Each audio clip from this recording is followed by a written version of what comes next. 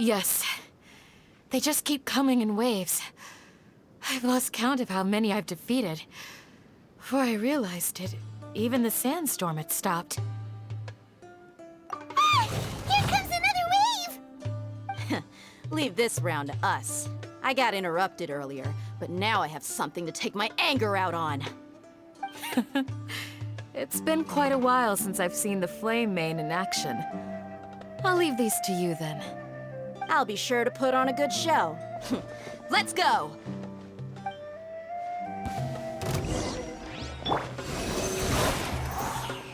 Absorption test. Stand clear. Huh? Witness the power.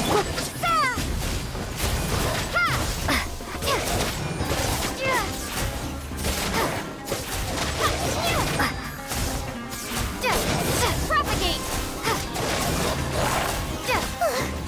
Here comes another wave. When are they ever gonna let up?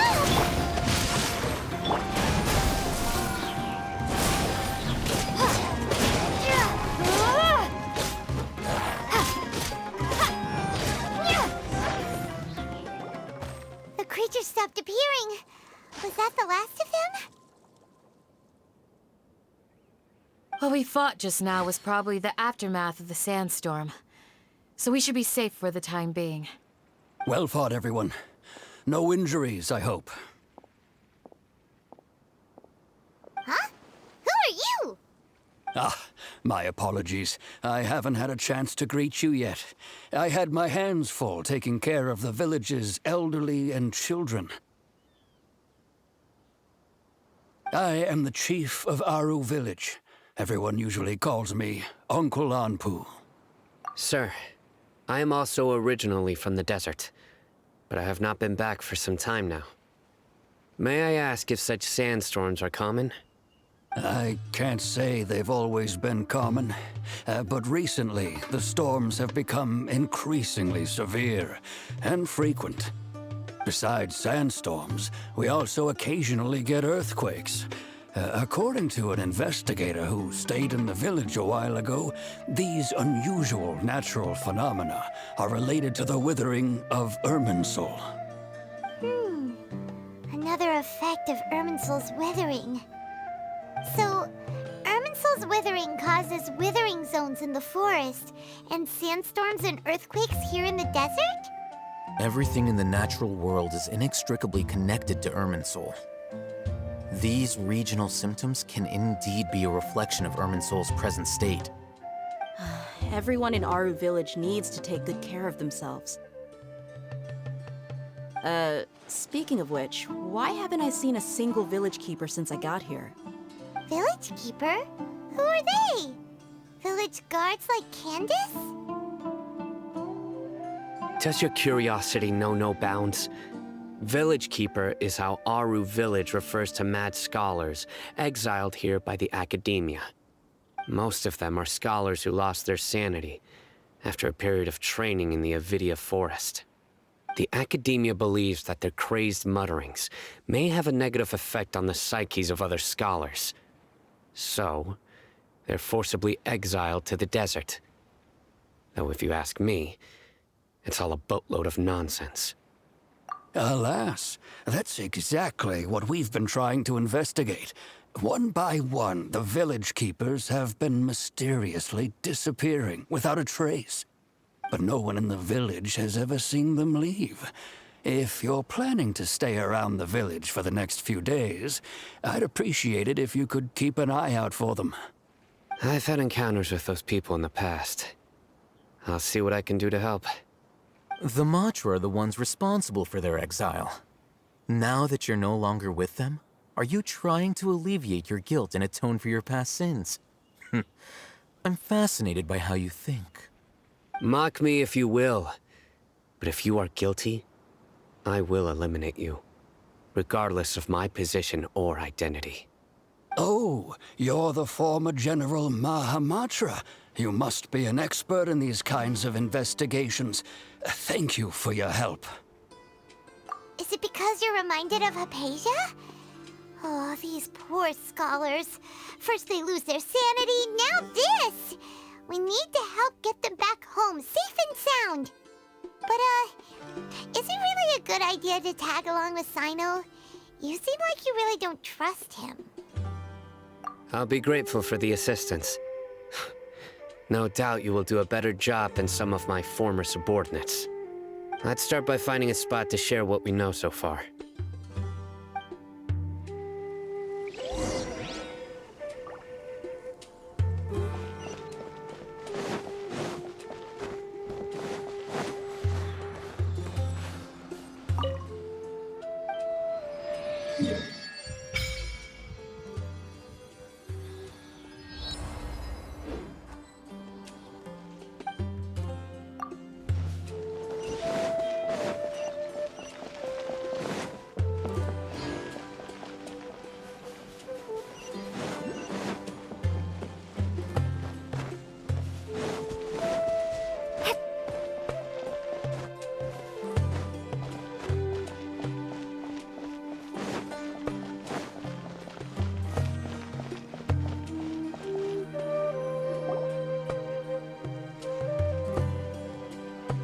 Although I've sent myself into exile, I'm still doing essentially the same things as before.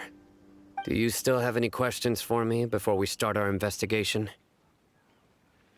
One of my former subordinates told me that this title has its origins in a strange incident. The Academia has long exiled mad scholars to Aru Village. A mysterious phenomenon exists here. When mad scholars first arrive, they are as incoherent and deranged as before. But after spending some time here, they invariably begin to calm down. Initially, the people of Aru Village greatly resented having to take in the mad scholars.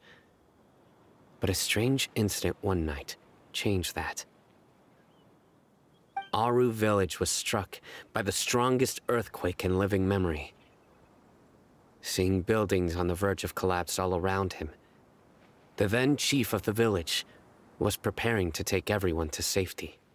Suddenly, he noticed a mad scholar crouching in a corner, caressing the ground with his hands.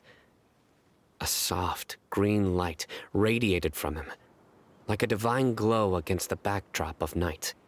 Despite the powerful tremors that ripped through the ground that night, all the houses remained upright, almost as if they had grown roots reaching deep into the ground. In the end, not a single building collapsed, and no one was hurt. After that, the people of Aru Village treated the mad scholars with greater kindness, and began to refer to them as the village keepers. A soft green light? A mad scholar protecting Aru Village? What do you make of it, Traveler? Paimon thinks so too. Actually, Sino, do you know if any of the mad scholars continued to wear their Akasha terminals at Aru Village? In theory, they would continue wearing them so the Academia could still monitor their activities. With that said, the main Akasha system would no longer have any interaction with them. Oh, no wonder! Everything makes sense then!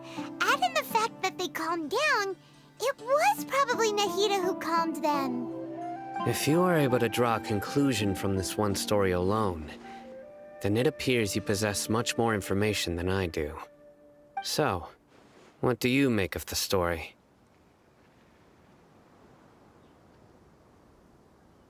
Really? Lesser Lord Kusanali. What? You don't believe us? Lesser Lord Kusanali was definitely using the Akasha to give her power to the mad scholars! No, it's not so much that I don't believe you. I'm just struck by your reasoning. Lesser Lord Kusanali, the current Dendro Archon. Is she really active in Sumeru? The Academia has always placed far greater importance on the late Greater Lord Rukkhadevata.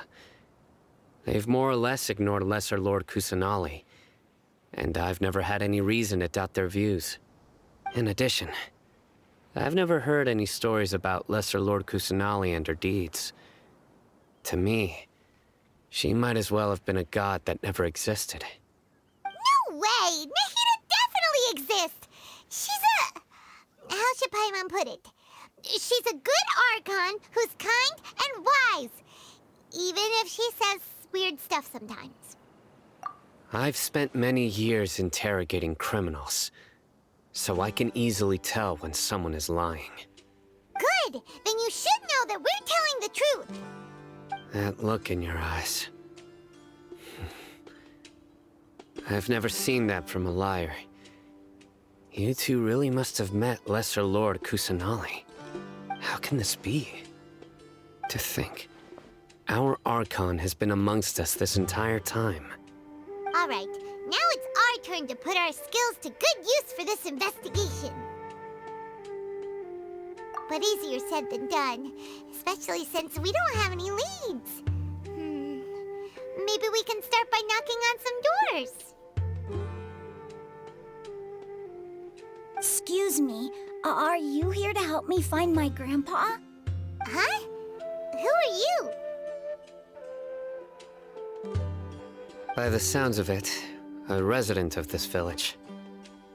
My name is Isak. You'll help me find my grandpa, right? Is your grandpa a mad scholar? Hey, don't say that. Grandpa is just Grandpa. Why do you have to call him that? It's not like he's a bad person or anything. The person you're referring to is not a local, yet you are. Why do you call him Grandpa? Grandpa is just Grandpa. He's my family. I heard everything you said to the village chief. Please, you gotta take me with you. I want to find my grandpa. I swear I'll help. I won't be a nuisance. Ah, so you're the one who was eavesdropping on us around the village chief's house. I was planning to go out and take care of whoever it was, but I had a vague feeling that they didn't harbor any ill intent. Whoa. Hatham wasn't kidding about Matra having sharp senses. Sino, he's just a kid. All he wants is to find his grandpa. Let's find a way to help him. Sorry, I was only listening in because I wanted to know where Grandpa went. Honest. If you don't believe me, you can ask Miss Candace. All right. But first, let's confirm the facts with Candace.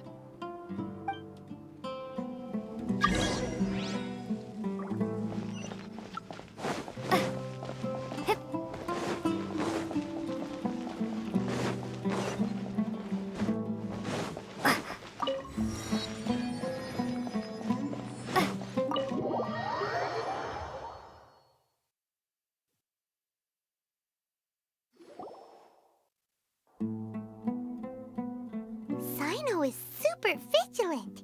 Is this what all the Matra are like? Ah, you're back already. We just wanted to confirm something with you. Do you know a boy by the name of Isak? I had a feeling he'd go looking for you. Huh? You knew this would happen? Yes. Although he tried his best to stay hidden, I still noticed him eavesdropping outside the window.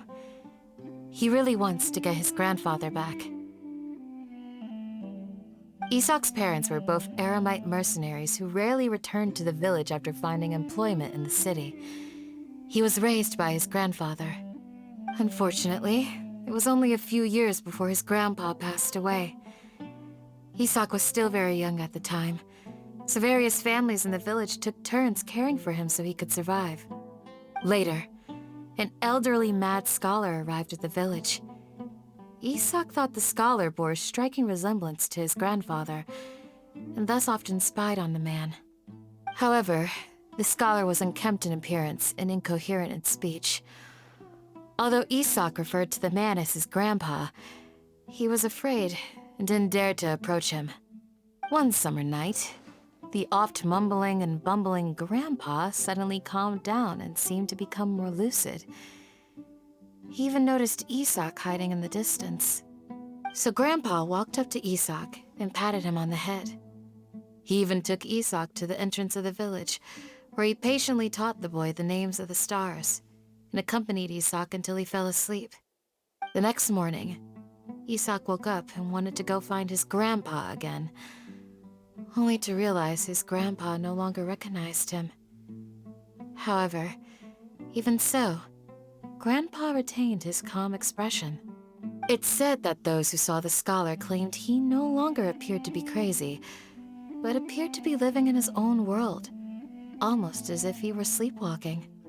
Isak was thrilled that his grandpa was able to find peace, and would follow him all the time, asking him things like, "Grandpa, want me to take you somewhere fun?" Or, "Grandpa, could you tell me stories about the stars again?" All this somehow just makes Paimon feel really sad. It seems like they both deserve so much better.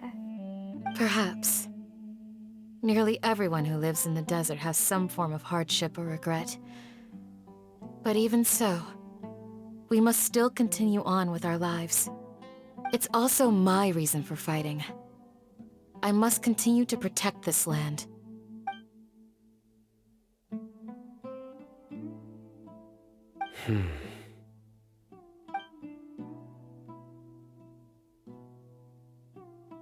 Maybe the people have always had a considerate god watching over them. Huh? What did you say, Sino? No, nothing. As long as Isak keeps his word and doesn't get in our way, we can take him along. Perhaps you are more compassionate than I gave you credit for. Please accept my thanks on Isak's behalf, Sino.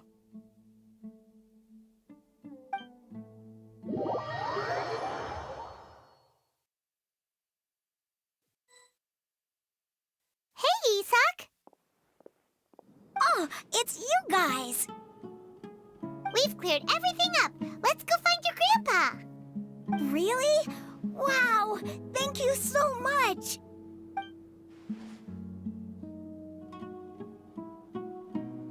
Yeah! All right. Let's ask the local residents some questions first.